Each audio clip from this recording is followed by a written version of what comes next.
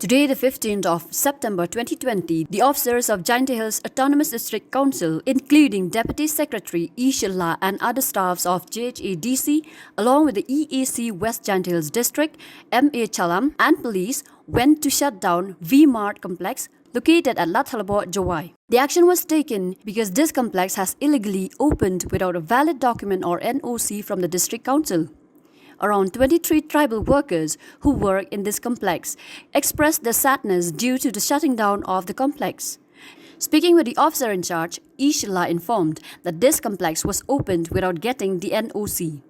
For fresh NOC, they are to pay 2 lakhs beside the renewing of the documents every year.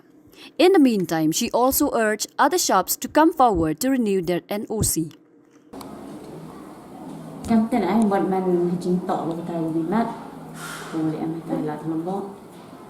TUP man do sedang bo demot de wai kita claim obtain yaga permission of district council jong yang kita menang rim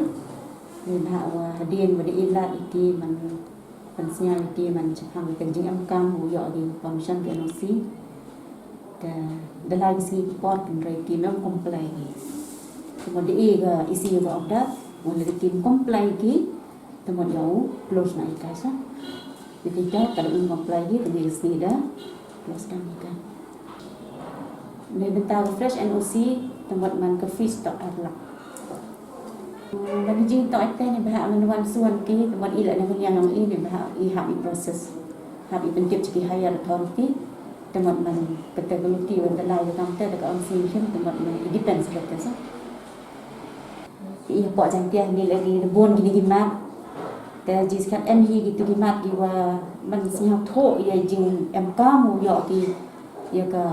permission naga district council yang hakka tok ke competent authority pa ite tempat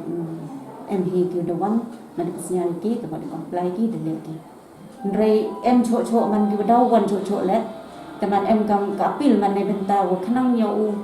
udam M ki jing yo right man ite ki ka hak yang district council teman kerpa dikil aman wa uli lagi tei betul kam ubyo lagi kat kislah lagi NOC lagi permission lagi trading license ti wi tok man ubyo lagi naga district council